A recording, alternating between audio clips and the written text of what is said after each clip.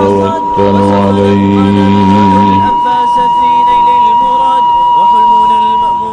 ونعوذ بالله من شرور أنفسنا ومن سيئات أعمالنا من يهده الله فلا مضل له ومن يضلله فلا هادي له ونشهد أن لا إله إلا الله وحده لا شريك له ونشهد أن سيدنا وحبيبنا وشفيعنا وسندنا ورحمتنا ومولانا محمدا عبده ورسوله سيد الأنبياء والمرسلين وخاتم النبيين وعلى آله وأصحابه وأزواجه أمهات المؤمنين أما بعد فأعوذ بالله من الشيطان الرجيم بسم الله الرحمن الرحيم وما محمد إلا رسول قد خلت من قبله الرسل أفإن مات أو قتل انقلبتم على أعقابكم ومن ينقلب على عقبيه فلن يضر الله شيئا وسيجزي الله الشاكرين. د نبی کریم صلی اللہ علیہ وسلم د وفات متعلق خبر میں شروع کړې وه او تیره جمعه مو د حضور پاک مبارک د روح د قبض کېدو پورې خبره درته کړې وه چې د ګل په ورځ باندې تقریبا داسې د 10 بجو ٹیم کی مخ کے رستو دا حضور پاک مبارک دا دنیا نا دا خیرت سفر شروع شو. دغه وفات سره پا مخلوق باندې او پا صحابو سا سر پریوت. وفات ټول تفصیل میں تیرہ جمعه ویلې ده. ظاهره خبره ده چې د صحابو کہ دا نبی علیہ السلام سره کم محبت و کم مینه و چې هغوی به ځانونه قربانول بچی قربان کړي دي وطن یې پریښی دی ښځې یې پریښي دي رشته داره یې پریښي دي. تاسو خپله اندازه ولګوئ چې د دغې عاشقانو د نبی علیہ السلام و د صحابو په هغوی به د پیغمبر علیہ السلام د وفات څه اثر و. د یو محبوب او د یو انسان سره چې د چا مینه او محبت او هغه ته لاړ شي نو په هغه څه اثر پرېوځي. قسم دی حضور پاک او صحابو ته د مور پلار هر چا نه زیات و. د هغوی زمونږ په شان مجازي مینه نه وه، د هغوی حقیقي محبت او مینه وه. د پیغمبر علیه السلام د مبارک خولې نه به خبره نه ووته چې هغوی به فوراً بیا منله. نو اندازه تاسو لګوئ چې په هغوی به اثر څنګه و. داسې یو عجیبه اثر په صحابو پریوته چې هغه د بیان قابل هم نه دی. حضرت علی رضی اللہ تعالی عنہ بے ہوش شو، بالکل بے ہوش پریوت. حضرت عثمان رضی اللہ عنہ دیوال ته ډډه وواله چې څنګه یې واورېدل دیوال ته ډډه وواله او ګونګې شو، خولې نه خبرې نه وتې. حضرت عمر فاروق غوندې سړی چې هغه څومره بهادر دی او څومره زړور دی څومره مضبوط دی هغه دماغو کار پرېښود. د فنګر ولا بند کلک دماغو بالکل کار پریښودو، توره لاس کې واغېسته او په منبر کېناست او توره داسې اوچته کړه. وی بعض منافقین وی چې نبی علیہ السلام وفات شوی دی. نبی علیہ السلام نه دی وفات، جمدی دی. او د موسی علیہ السلام پشان چې څنګه موسی علیہ السلام وادي تور ته کوهی تور ته تللی او د الله ملاقات له او بیا راغی، داسې پیغمبر علیہ السلام هم د الله ملاقات له تللی دی، واپس به راځي. او که د چا نه مې واورېدل چې پیغمبر علیہ السلام وفات دی نو په دې توره به دې سر وام. بلکل پوهېده نه، چې غږ نه کو، خلک یېرېدل. که چا به چا نه تپوس کو نبی علیہ السلام وفات دی، زر به عمر ته ګوته ونیوه چې هغه دې ګوره چپ خو چې نه دی وفات. چا نه مې واورېدل چې وفات دی، زما دې توره باندې به دې سر وام. توره یې بلکل بارس دی او په منبر ولاړ دی. یو صحابی دی حضرت عبداللہ ابن انیس رضی اللہ عنہ، هغه خو چې څنګه واورېدل چې نبی علیہ السلام وفات شو، بس پټک پرېوت، د هغه نه ساه لاړه، وفات شو.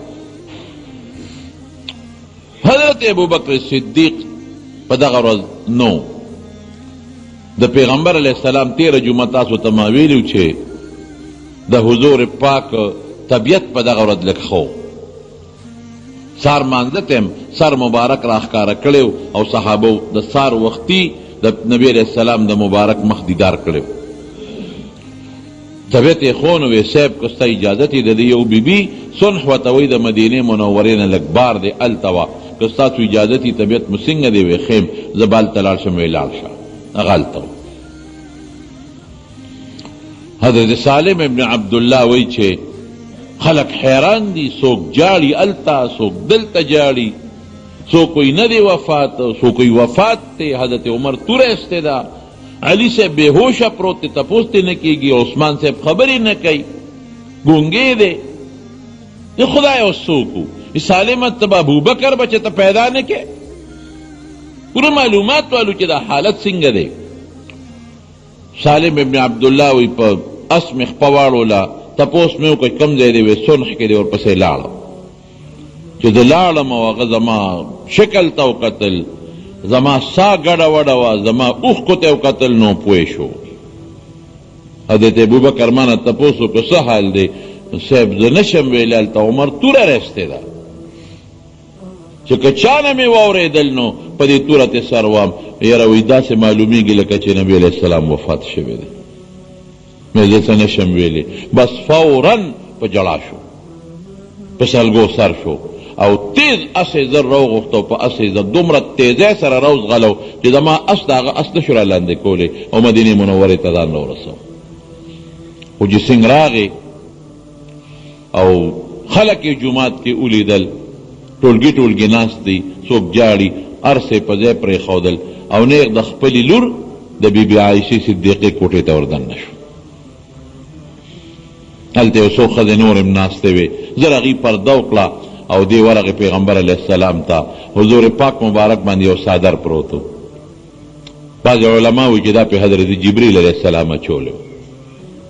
ورغې او چې څنګه څادر اوچت که نو داسې د اتحیاتو په شکل د حضور پاک وجود مبارک ته مخامخ کېناست او چې څادر یې څنګه اوچت که نو زر یې شاوکته مهر نبوت، نو مهر نبوت نو پې ور پرېوته. لا ولې وله دا تندې ښکل که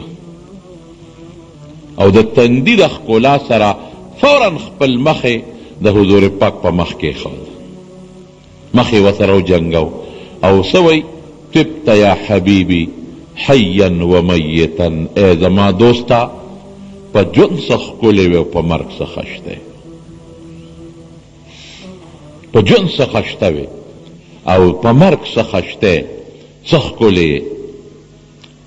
او لن یجمع الله علیک موتتین، الله رسول پتا به دوه مرګه خدای چته نه جمع کوي. هغه مرګ قد کتب علیک فقد مت، بس چې کوم مرګ دله مقرر و په هغې خو ته لاړی، نور به تا باندې بیا مرګ نه راځي. او څه خشته څه ښکلی دا مخ به د پیغمبر علیه السلام په دې مخ کې ښوده او بیا به اوچتاو او دا بل مخ به د پیغمبر علیه السلام د مخ سره جنګاو او ښکلی که حضور پاک او صادر پې د پاسه خور خدای پاک عبدالله ابن مسعود وی رضی الله عنه وی اغه انسان ابو بکر چې دا غنه نرم دل انسان بل نو دا غنه نرم دل انسان بل نو اغه انسان له خدای زړه کلک او اغه عمر چې دا غنه د مضبوط له خاون بل نو دا غدل نرم شو وی دا ابو بکر په مونږ ډېر احسان دی خدای ولا زړه کلک چې به د پیغمبر علیه السلام په مصلی ودرېده نو جړل به ټینګېدی نه شو خدای ولا زړه کلک کو بس چې څنګه دغه ویې کته نبي علیه السلام مبارک څادر یې پې واپس کو او جومات ته راووت عمر ته وی عمر منبر نه کوشه عمر چاته منبر نه کوزېده وی چپ نه کوزېږم منافقان وی حضور پاک وفات دی که چا نه مې واورېدل چې سر ته پرېږدم نو ابو بکر جومات بل ګوټ ته لاړ خلک ورته راغونډ شو چې راغونډ شو نو اعلان یې وکړ من كان يعبد محمدا فإن محمدا صلى الله عليه وسلم قد مات ومن كان يعبد الله فإن الله حي لا يموت کسوک تا محمد صلی اللہ علیہ وسلم عبادت کئی نو نبی علیہ السلام وفات تے بس بیا خدای وفات شنو او کسوک دا لے عبادت کئی نو ان اللہ حی لا یموت خدای نمری غامیشہ جم دے دے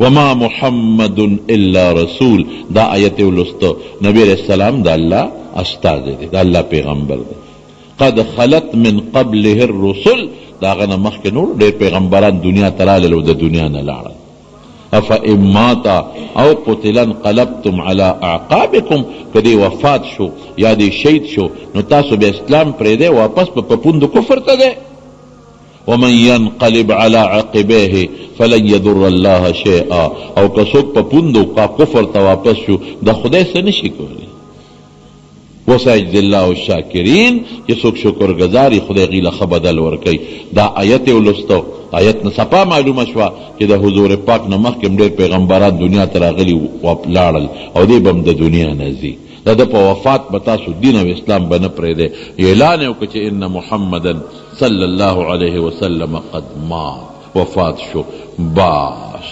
صحابو هیبت بل شان شو اوسه پورې خو لا شک دی حضرت عمر فاروق وی توره ملاس کې وخو چې د آیت مې واورېده او د ابوبکر خبره مې واورېده مې چې واقعي علیه السلام وفات شو دومره بوج را باندې راغی چې د خپلو خپو نشم ټینګولی بیا خپو مې کار پرېښود ځمکې ته پرېوتم او ما خو یې د دې وفات دا یقینا وفات دی صحابو یو هیبت تیر شو حضرت انس فرمائی رضی اللہ عنہ چې کوم د حضور پاک خاص خادم دی وی د مدینه حال سو الله اکبر دا خو د خلکو حال دی د مدینه حال سو وی په کوم ورځ چې حضور پاک مدینه ته راغی نو مدینه روښانه شوه او چې په کوم ورځ حضور پاک د مدینې نه لاړ وی مدینه کې تیاره شوه اغه نورانیت په مدینه منوره کې نو کم چې د حضور پاک راتلو سره کم نورانیت راغلی دی او زما د قسم د الله په ذاتي موږ د پیغمبر علیه السلام په قبر دفن کې مصروف وی لاسم د هغه د خورو نه نو سنډلې انکرنا قلوبنا وی موږ زړه هغه څه نه محسوسو کم چې د حضور پاک د دنیا په ژوند کې زموږ زړه څنګه واقعي بلف چې بلی نو جدا پوزیشنی بلف چې مړ شي جدا پوزیشن بلف ته چې کوم علاقه نږدې ده جدا پوزیشن کې ده بلف نه چې کوم علاقه لرې ده په جدا پوزیشن کې ده او د سارو حال سو هغه قچره چې حضور پاک په هغې باندې سورلي به کوله هغه قچره سپینه چې نبی علیه السلام به په هغې سورلي کوله هغه نیغه لاړه او په مدینه کې یو کوي په هغې کې سر ښکته کو ځان یې پکې وروغورځول خیر و خلاص د سارو دا پوزیشنو تر دې حده پورې یو بیبي وه چې د نبي ښځه د زنانه چې د حضور پاک د وفات یې واورېدل نو سترګې د ځان نه ړندې کړې. وی په هغه سترګو به څه کوم چې د دواړو جهانو سردار پرې نه ښکاري. دا یو مینه و یو محبت و. د صحابو په زړه کې یو درد پیدا شو. واحد حضرت ابوبکر صدیق رضی الله عنه چې بس هغه له خدای حوصله ورکړه، دغه ځان ټینګ کړ. ګنې که حضرت ابوبکر صدیق ځان نه وي ټینګ کړی، عبدالله ابن مسعود غوندې سړی او قسم په خدای که پوهېدو وی ما بړه کې سوچ کو چې اوس به مونږ څه کوو. ما به وی ظاهره نه تجارت حاجت شته او نه اغېشتلو خرڅولو ته ضرورت شته، بس کور به کینو منځونه به کوو، روجې به نیسو، مرګ به خدای راولي. داسې حالت د صحابو. زنانه په کورونو کې دننه پریشانه دي. یا حضور پاک څه شو؟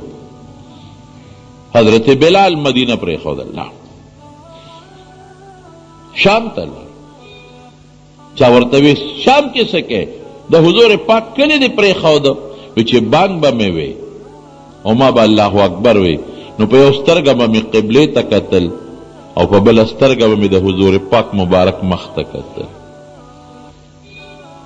او داسې وخت په ما راغلی دی هغه له خو الله اواز هم ښکلی ورکړی چې ما به بانګ کله په جوش کې کو نو حضور پاک د خولې نه مې دا اورېدلی دی چې بخ بخ یا بلال، واه واه یا بلال. اوس یې بانګ ویم نو مصله خالي پرته ده. هغه چهره کوم نه چې د بانګ په وخت کې په یو سترګه حضور پاک ته وګورو. شام ته لاړ، شام کې خوب ولیده، ډېره موده پسې خوب ولید. نبی علیه السلام یې په خوب کې ولید. وی بلاله دومره بې وفایي، دا بې وفایي خوند کوي؟ زه دې پرېښودم، زما کلی دې پرېښود. فوراً کې دا خوب نه راپاسېد، څاروي باندې کته واچولو، مدینې ته راغی. او چې مدینې منورې ته څنګ راورسېده، اوهو اج جدا منظر و. ښځو به وی قد جاء بلال، او بلال راغی. ماشومان رالل، نن به بیا د حضور پاک یاد تازه کیږي. هغه بانګ به نن بیا د پیغمبر علیه السلام په جومات کې ویل کیږي چې د هغه په ژوند حضرت بلال کم بانګ ویلی، د سار بانګ یې ولاړ. نن به بیا هغه بانګ ویل کیږي. خلک ورته راغونډ شو.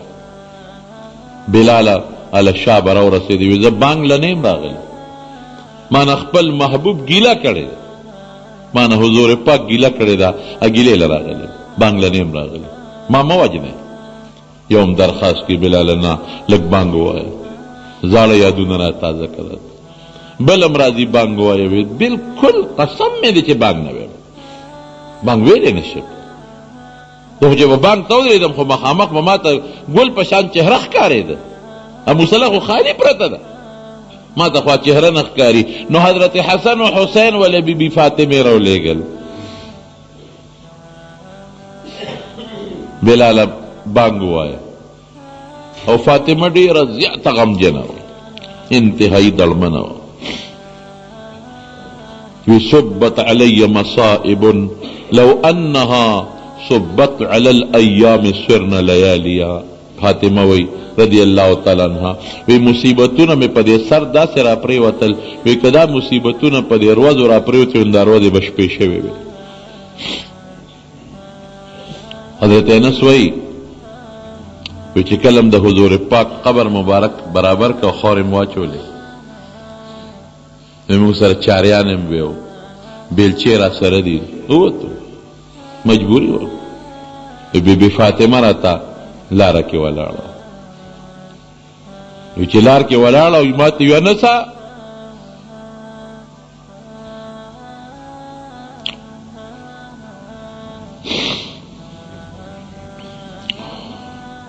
ما ته وی انسه خوند یې درکه چې د ما په پلارم خاورې واړولې.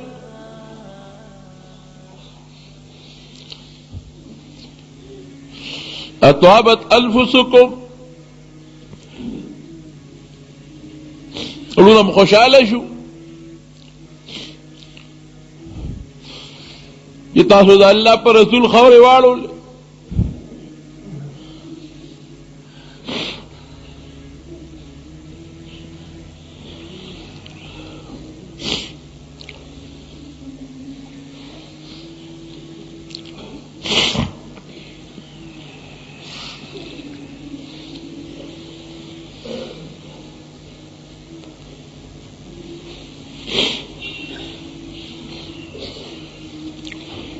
بهر کیف دا حالتو دا صحابو نو واقعی دا لور بسا حالتو. فاطمه رضی اللہ عنہ سره خود حضور پاک او د دواړو بل شان مینا وا. کله چې بی بی فاطمه رااله نو نبی علیہ السلام او د پاسه او قل به او بل ځای باندې وکړو او کله چې بدا نبی علیہ السلام باغی کړه لاړ ورته په پاسه دواړه به یو بل خپل سیاست مرچائی رہی ناغی ورپسې حضرت حسن و حسین رو لے گل چې بلال بانگو آیا کہ ما تا دا بابا وقرا یاد شي بانگ تا ودرید بانگی شروع کو اللہ اکبر ہوئے اشہد ان لا الہ الا اللہ ہوئے اور جدید ضرور سے اشہد ان محمد رسول اللہ لاندے پریوت زلگو جاڑی. بعض مورخین خولی کی چی وفاتم شو خدا خبر مضبوطا نہ بے ہوش شو. دا پا صحابو دا نبی علیہ السلام دا وفات صدمہ وا. نو خدای پاک حضرت ابو بکر صدیق رضی اللہ عنہ نا ہمت ورک سره دې چرې نرم دیلو خدای ټینګ کو. ابو بکر صدیق جماعت کے اعلان وکوي په دې کار نه کیږي خدای مون بخرا ځای اوس چې دې نه پس مراحل چې هغه پوره کو. او مرحله څه ده چې د نبی علیہ السلام د غسل بندوبست وکړو. دې درمیان کې انصار په ثقیف بنی ساعده و توی مدینه منوره کې یو تری د مشورې د میټینګ دیو هلته راغونډ شوي چې حضور پاک وفات شو چې یو مشر مقرر نو حضرت ابوبکر صدیق ته چالوي وی تاسو دلته د حضور پاک د تجهیز او تکفین کې مصروف یو انصار لګیا دي ځان مشر مقرر دی فوراً لاړل حضرت عمر او حضرت ابوبکر صدیق وانا لاړل ثقیف بنو ساعده ته چې ول انصار ناشتي. سعد ابن عباده رضی الله عنه تبی نیولې د غم په منځ کې ناشته وی څنګه راغون شوی وی دا مدینه زمون کله دی زمون وطن دی حضور پاک خو زمون د ټولو مشر والا وفات شو نو مونږ ځان لوسیو امیر مقرر. حضرت ابوبکر صدیق رضی اللہ عنہ ورته وی چې دا خو د شریعت خلاف کار کوي. ما د نبی علیہ السلام نه پخپل اوریدلی دي تاسو مو اوریدلی دي چې الائمه من قریش بادشاہ به د قریشو نه تاسو نه دی اوریدل دا چپ شو. دا غي وجه دا چې بادشاہ یوازې د مدینه خو نه دی که د مدینه د پاره خو ډیره خرابیا د انصارو نه سړی پکار دی و دا بادشاہ خو د مدینه بادشاہی د مکی بمی د طائف بمی د یمن بمی د شام بمی د مصر بمی د عراق بمی د کوفه بصره بمی هغه خلق د حضور پاک د خاندان نه بغیر د بل چا مشری چته مانی او قبایلی خلق او ملکانه نظام نو تاسو بادشاہی باغیو نه مانی. انصار و توی خد ټیک ته د حدیث حضور پاک ویل دي مننا امیر و منکم امیر یو بادشاہ بستاسو یو بزمون وی دا نه کیږي دو بادشاہان کو حکومت نشی چلونے وی دا سے بوکو چھے نحن الامراء و انتم الوزراء وی امیر بزمون نشی وزیران بتاسو شے وی خضر رخنا. نو حضرت ابوبکر صدیق حضرت عمر فاروق توی عمر اللہ سراکا عمر و توی نا ابوبکر قسم پا خدای کو د حضور پاک ټولو صحابو ته پته ده چې د صحابو د نبی علیہ السلام کې ستانه بهتر څوک بل څوک نشته او حضور پاک چې بلومبینو مغشته نو ستا به غشته وی لاس را دی خواکا. نو حضرت عمر حضرت ابوبکر سره بیعت وکړ وی بس ته زموږ مشر شوی او بیا په هغه وخت کې چې څومره صحابه انصار ناسو یو را پاسید او د ابوبکر صدیق سره بیعت وکړ بیا حد جماعت ته راوست، جماعت کې خلک رالل، یو یو براتو د حضرت ابوبکر صدیق سره بیعت کو. نو دغه وخت کې حضرت ابوبکر صدیق رضی الله عنه د مسلمانانو خلیفہ شو. بیا د غسل او د کفن دفن دپاره میټینګ شروع کو چې دا کوم ځای کې حضور پاک دفن. نو چاوې شام ته وړو ځکه ډېر پیغمبران هلته دفن دي، یو تجویز پکې راغی. چاوې مکې مکرمې ته وړو، دی د مور پلار یعنی د خاندان، مور پلار به یاد نه کړو، د خاندان مقبره ده بنو هاشم او د قریشو. چاوې د مدینې منورې قبرستان ته وړو. حضرت ابوبکر صدیق رضی الله عنه فرمایل وی ما د حضور پاک نه اورېدلی دي چې پیغمبر چې کم ځای والا خدای خوښ کړي هلته ته روح وباسي، سا وباسي. نو زما دا خیال نه چې دا کم ځای کې د حضور پاک وفات راغلی دی همدقه ځای به نبي علیه السلام دفن کړو. اگر چې دا د بیبي عایشې صدیقې کوټه وه، وی ډېره ښه ده، په دې فیصله وشو. نو لږ غوندې حضور پاک چې په کومه بستره باندې پروت و هغې بل طرف ته کړه، هغې اوچت که او مقه ځای کې وله قبر وکنسته د نبي علیه السلام دپاره. بیا د غسل انتظام چې غسل ورکو که ورنکو، چاوې نه حضور پاک و طیب او طاهر پاک دی، د هغه غسل ته څه ضرورت دی، غسل ته یې حاجت نشته. نو چاوې چې نه مونږ د پیغمبر علیه السلام نه اورېدلي دي چې ماله غسل راکوی، نو بیرې غرس ورته وایي مدینه منوره کې یو کوی دی، د هغې نه به ماله د غسل اوبه راوړی. دې نه پته ولګېده چې غسل به ورکول غواړه. بیا پکې چاده وي چې ما د حضور پاک نه اورېدلي دي چې ماله به غسل چې راکوي نو حضرت علي به راکوي، ابه ماله غسل راکوي. او که بې د علي نه بل چا زما په عورت نظر ولګېد نو سترګې به یې ړندې شي. دا معلومه شو چې غسل به ورکو، غسل به علي صاحب ورکوي. غسل بیا چا ورکه حضور پاک له یو تختې راوړه، په هغې نبي علیه السلام مبارک سملو. اوس غسل څنګه ورکو؟ جامو سره ورکو او که جامې ته لرې کو. حضرت علي صاحب وایي مونږ په دې مشوره کې چې زمونږ د ټولو باندې بېهوشي راله، وی سرونه م سینې له ناسې راځنې راغلی، وی دې کې م یو غیبي اواز واورېد چې حضور پاک له غسل ورکوی سره د جامو والا ورکې.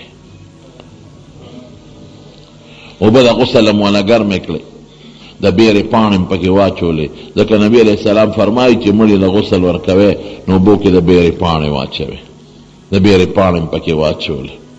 نو حضرت علي صاحب غسل ورکړی دی او په یو کپړه به د حضور پاک وجود مبارک مګه.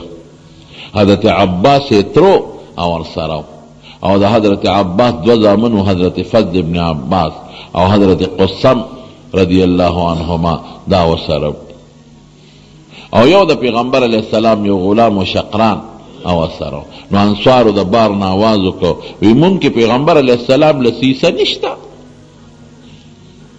تاسو ټول خپل کسانې لمبوئ، مهاجرین به لمبئ، زمونږ د طرف نه څوک نشته. علي صاحب خو دړمنو وی نه نه په حضور پاک کې د بل چا حصه نشته. بیا صحابه وی نه د انصارو نه م یو کس را دننه کول پکار دی. نو حضرت اوس رضی الله عنه انصاري هغې را دننه کړه. دغه کسانو حضور پاک له غسل ورکه سره د جامونه. حضرت علي صاحب فرمایي وی قسم په خدای چې مونږ کوم وخت کې نبي علیه السلام له غسل شروع کوو، وی دې وخت کې د وجود مبارک نه داسې خوشبویي راوچته شوه چې ټوله کوټه معطره شوه. مونږ حیران شو چې خدای پاک، خدای پاک خی مخلوق ته چې د پیغمبر علیه السلام غسل دی له نه دی چې وجود یې پلیت دی او پاکه وي، وجود نه دی پلیت، وجود پاک دی، خوشبویی تیزی. خدای د سنت یو طریقه دی یو مسنونه چې که هر څومره لوی عالم یا نیک سړی وفات شي او صحابي وفات شي نو غسل به خامخا ورکوي بې د شهید نه، هغه له غسل نشته. نو غسل یې وله ورکړ. بیا اختلاف جوړ شو، وی قبر کې ولا شق وباسو که لحد ولا جوړ کړو.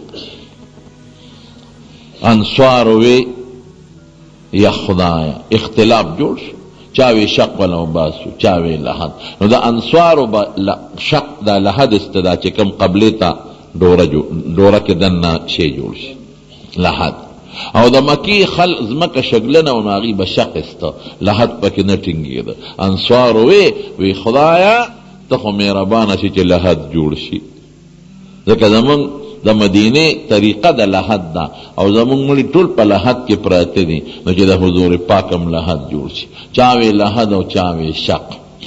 نو په مدینه منوره کې دو صحابه، یو حضرت ابو عبیده بن الجراح رضی الله عنه به شق استه، یو حضرت ابو طلحه رضی الله عنه به لحد استه. وی دواړو پسې استازی ولېږي چې کم مخکې راغی نه به خپل کار شروع کړي. انصار سوالونه د لحد کول، خدای سوال قبول کو.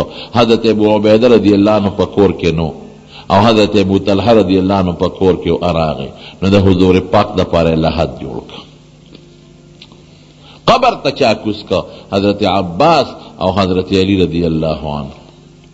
او د خپو د طرف نه کوز کا، دا سر د طرف دا قبله ته پروتي کنه. زمونږ مړي خو عموما قبله په خپل وخت کې څومره مړي خښ کړي دي، نو کټ یا چې په کم شي به مړی پروت و به قبلې ته پروت و، د قبلې نه به یې راواغشت. خو د نبي علیه السلام قبلې ته ځای نو ځکه یې د خپو د طرف نه قبر ته وردنک. نه کچه خښته پې رالی، دا طبی چې ورته مونږ وایو، او بیا پې د پاسه خاورې ور واچولې. نو قبر غاړې یو لیش د ځمکې نه اوچتې وي، یو لیش یو طرف او بل طرف، او دا منځ یې داسې و چې د اوچت لکه زمونږ د وطن قبرونه چې څنګه ماهي پشت داسې اوچت، داسې قبر یې وله جوړ کړ. او د پاسه پې نري نري سره قطقاڼې ور واچول. او حضرت بلال لاړ، نو هغه د اوبو نه مشک را ډک کو، او سر مبارک ته ودرېد، او د مشک اوبې پې د پاسه واچوي چې دا خاور او کاڼې کلک شي. دا د حضور پاک مبارک قبر. جنازه څنګه وشوه؟ د قبر د دفن نه مخکې جنازه وشوه. جنازه به څنګه کو؟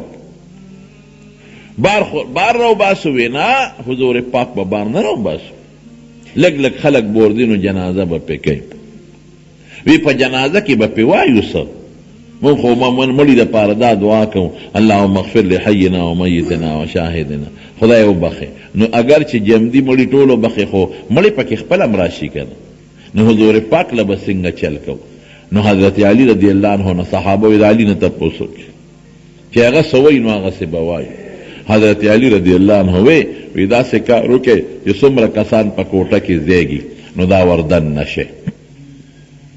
او جنازه څلور تکبیره کوي، او په جنازه کې درود شریف وایي په نبی علیه السلام، او دا آیت سره وایي ان الله وملائکته یصلون علی النبی یا ایها الذین آمنوا صلوا علیه وسلموا تسلیما. دا وایي چې الله دا الله فرشتیم په پیغمبر علیه السلام درود شریف وایي. اے مسلمانانو تاسو هم پې درود شریف وایي. او یو ډېر ښکلی درود حضرت علی رضی الله عنه صحابو ته وښو، وی دا ورسره وایي. هغه الفاظ یې داسې دي، د دې آیات سره دا وایي لبیک اللهم لبیک، خدای ستا په دربار کې مونږ حاضر یو. ځکه جنازه خو عبادت دی، خو به خدای لکې. لبیک اللهم لبیک ربنا وسعدیک، یا ربنا وسعدیک، خدایا مونږ تا ته ولاړ یو، ستا د دین چې څه قسمه الله مونږ تا نه مدد غواړو. صلوات الله البر الرحیم، د خدای رحمتونه، هغه الله چې پاک دی د هر عیب نه، هغه الله چې په ټول مخلوق باندې مهربانه دی. صلوات الله البر الرحیم والملائكة المقربين والشهداء والصالحين وما سبح لك من شيء يا رب العالمين على محمد بن عبد الله خاتم النبيين وسيد المرسلين وإمام المتقين ورسول رب العالمين الشاهد البشير الداعي إليك بإذنك السراج المنير وعليه السلام. وإذا وسرواه معنی دا إذا الله أغا الله چې د هر عیب نه پاک دی او په ټول مخلوق مهربانه دی، د هغې د طرف نه د رحمتونه، او د مقربو فرشتو د طرف نه د رحمتونه، او د شهداو د طرف نه د رحمتونه، او د نیکانو د طرف نه د رحمتونه. او ای رب العالمین چې کم مخلوق ستا تسبیحات وی، ځکه هر شی د خدای تسبیح وی، ان من شیء الا یسبح بحمده ولکن لا تفقهون تسبیحهم، چې کم مخلوق ستا تسبیح وی، د هغې د طرف نه په حضور پاک رحمتونه او درود نازل شي. په چا درود وی په محمد صلی الله علیه وسلم کې د عبدالله زوی دی او د ټولو پیغمبرانو اخیری پیغمبر دی او د ټولو مرسلینو پیغمبرانو سردار دی او د ټولو متقیانو امام دی او د الله د رب العالمین استازی دی او الشاهد او د قیامت پر ورځ به ګوی کوي او زیر ورکون کې د مخلوق له د جنت او د الله په حکم خدای داعی را لېږلی دی ستا د طرف نه الله داعی دی او روښانه رڼا ده په د دې زمونږ سلام وی دا الفاظ وایه نو لومبې د اهل بیتو جنازه وکړه چې کوم د پیغمبر علیه السلام اهل بیتو هغې وکړه بیا مهاجرین د مکې کم خلکو هغوی جنازه وکړه څوک څومره چې به کوټه کې راتل وردننه کېدل به جنازه به یې کوله په بعضې کتابونو کې دي چې ځان له پکې خلکو دعا هم کوله ځکه د حضور پاک جنازې نه غټ عبادت بل کم دی ځان له به یې پکې دعا هم کوله نو بیا انصوار وکړله انصوارو نه پس چې انصوار وکړله نو بیا زنانو جنازه وکړه نو بیا ماشومان وردن نشو ماشومانو جنازه وکړه نو آخری جنازه د مسلمانانو چې کوم خلیفه دی حضرت ابوبکر صدیق رضی الله تعالی عنه وکړله دا جنازه وشوه او جنازې نه پس حضور پاک دفن شو خاورې مبارکې د پاسه ور واوړی دی د بیبي عایشې صدیقې په کوټه کې خرو څومره کسانو جنازه کړې ده نو مولانا ادریس کاندهلوی رحمت الله علیه په سیرت مصطفی کې لیکلی دی وی 1,000 کسانو د حضور پاک جنازه وکړه په لږه لږه دفن وروسته شو څوک د 9 شپه یاد یو څوک د چهارشنبې شپه په هغې دفن شو دا دومره تاخیر په څه وجه وشو په دقه وجه وشو غسل کې اختلاف ورکو که نه دفن کم ځای کې وکړو په کومه طریقه وکړو او بیا لږ لږ خلک جنازه کوي نو ټیم پې لګېږي نو په دې وجه تاخیر شو د حضور پاک د دفن 1,000 کسانو په نبی علیه السلام جنازه وکړه دا د حضور پاک د وفات د ربیع الاول کې 13 میاشت کې 13 ربیع الاول کې 13 میاشت کې د ګل په ورځ د نبی کریم صلی دنیا ته راتللم او د ګل په ورځ د دنیا نه د هغې رخصتي مراله د نبی علیه السلام زما رونو کم صحابه چې وونه په موقع چې کله دفن شو د هغې څه حالت یو 2 کسانو د یمن نه راتلل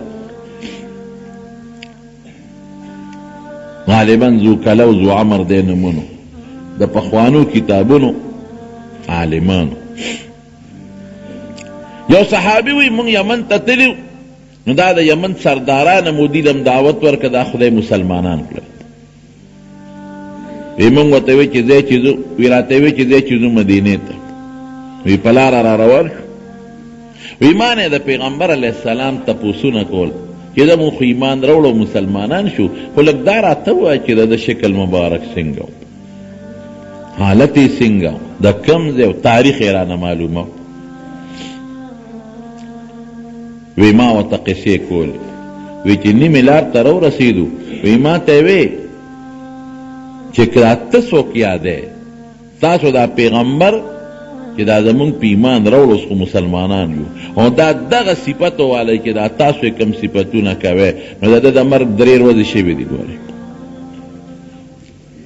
ما ته پته ده موږ ته پته ده که دا صفتونه پکې وي چې دا تاسو ذکر کړل نو موږ ته پته ده چې د هغه د مرګ 3 ورځې شوي دي ما ورته چې نه یاره دا ته څه وی وی چې بس ما درته ووینو دا صفتونه چې د کم سړي دي او دا آخر زمانه پیغمبر تاسو 3 ورځې شي وی دی کې یو قافله د مدینې نه را روانه مونږ د تپوس وکړو کوم ځای نه راغلی وی د مدینې منورې نه رالو وی مونږ ورته وی چې په مدینه کې څه حالات دي وی د حضور پاک د وفات 3 ورځې شوي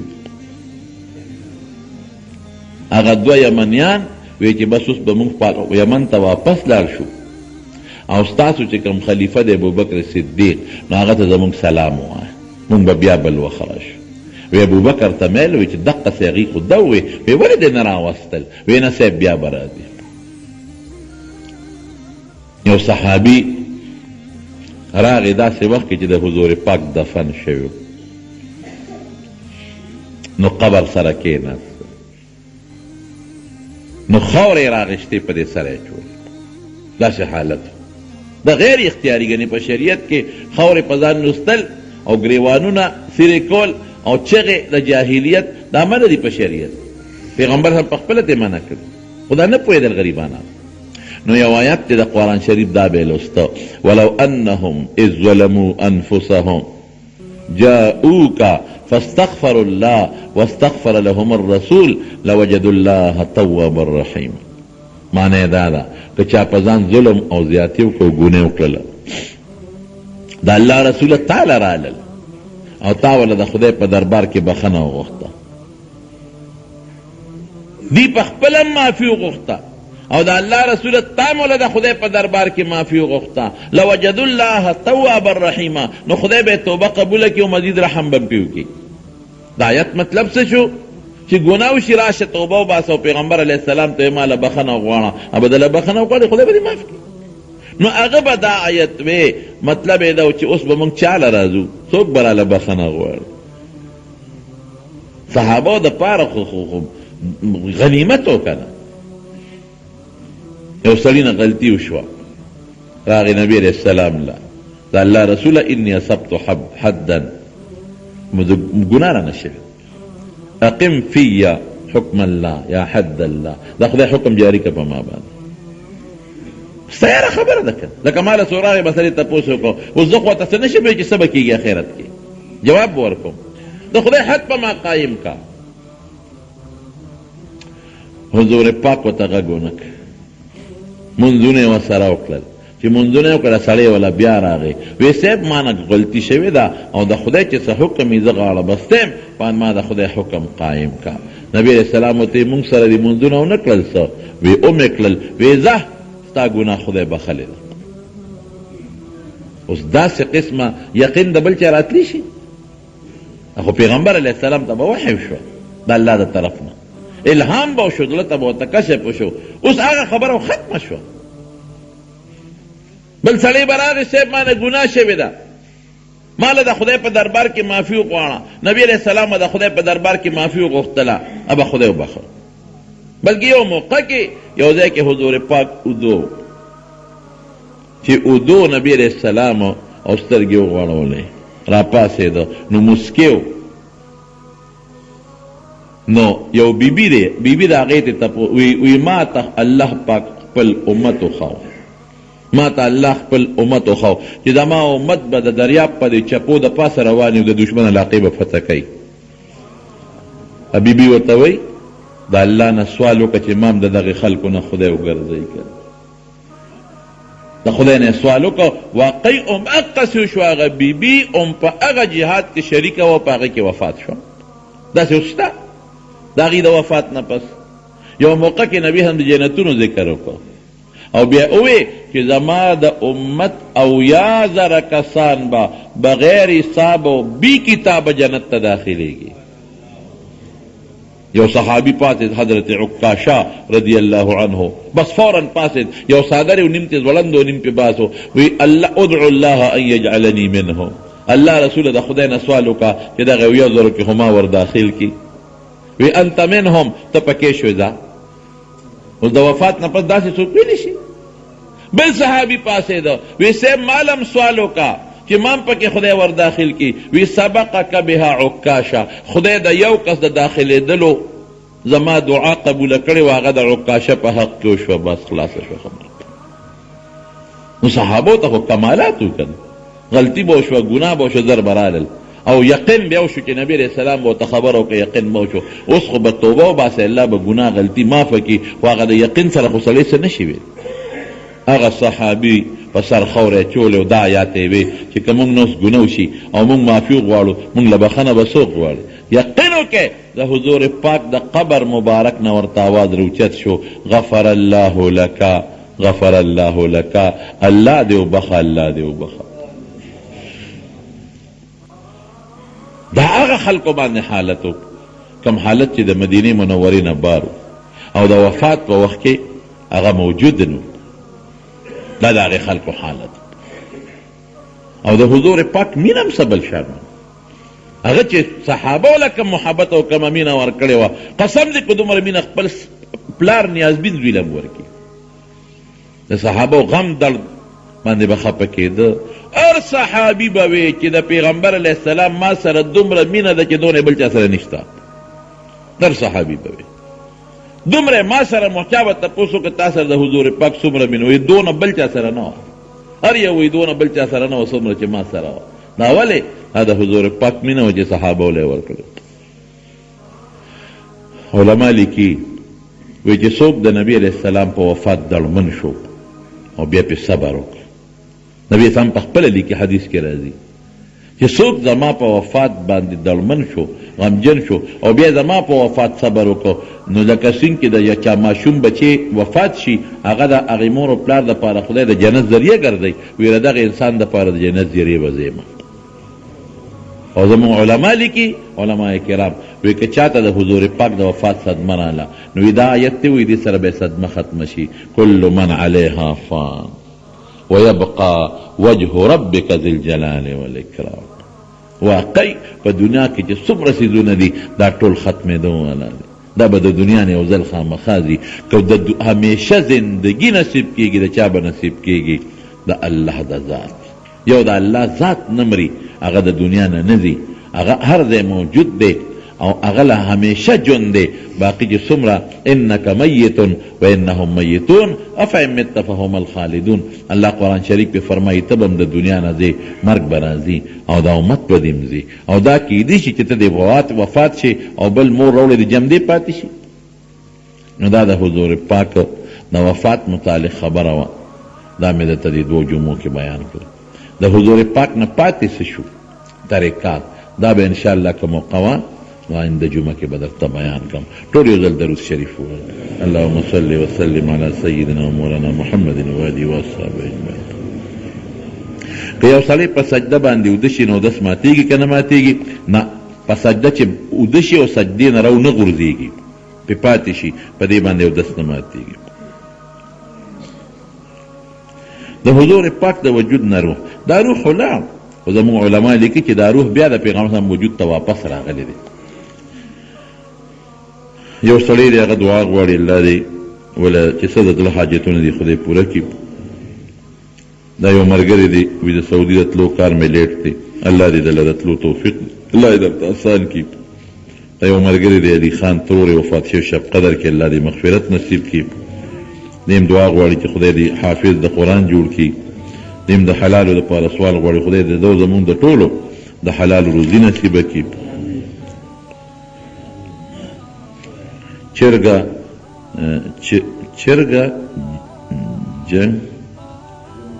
جنگول چرګان جنگول ډېره لویه ګناه ده نبی کریم صلی الله علیه وسلم نهى رسول عن تحریش البهائم چرګان جنگول دا حضور پاک ته دې نه منع کړی دا ډېر سخت جرم دی او سخته ګناه ده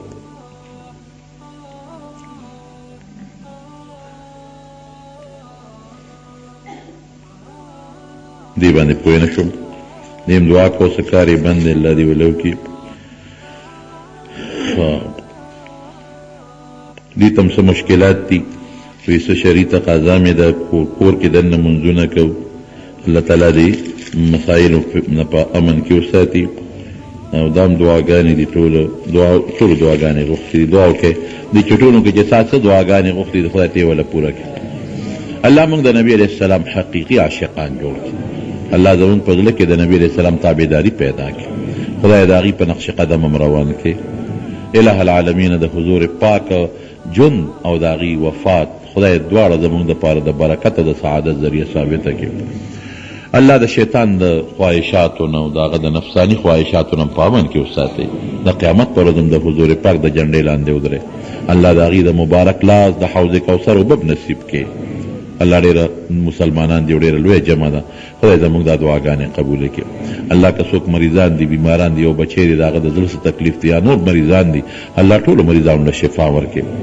خدای که د چا اولاد دي ته وله نارینه اولاد ورکړي الہ العالمین که څوک په پریشانو کې مبتلي پریشانۍ وله په خوشحالو باندې بدل کړي زمونږ د دې کلي کې ابوالعزري مومن خان قاري صاحب ترور وفات شوی و او د دې جومات کې مونږ سره ډېر لوی مدد کړی دی چې جومات دا لنټر چې مونږ اچو نو مونږ سره کافي پیسې را کړې وې او دې جومات کې موږ سره مدد کړی دی. ډېره نیکه بیبي وه. دعا وکړه چې الله تعالی مغفرت نصیب کړي، د قبر رڼاګانې خدای نصیب کړي، نور څومره مردگان وفات دي خدای د ټولو مغفرت نصیب کړي. او زموږ ستاسو مشران که کم خاورو کې پراته دي، ګوره زموږ مشران که خاورو کې پراته دي نو موږ دعا ته په تمه دي، هغوی خو ځان له دعا نشي غوښتی. خدای زموږ ستاسو چې څومره مشران په خاورو کې پراته دي، رب ذوالجلاله ته د خاورو د قبر رڼاګانې نصیب کړي، د قبر تیارې پې روښانه کړي، او که ګناهونو کې او په عذابونو کې مبتلا دي عذاب پې په خوشحالو بدل کړي.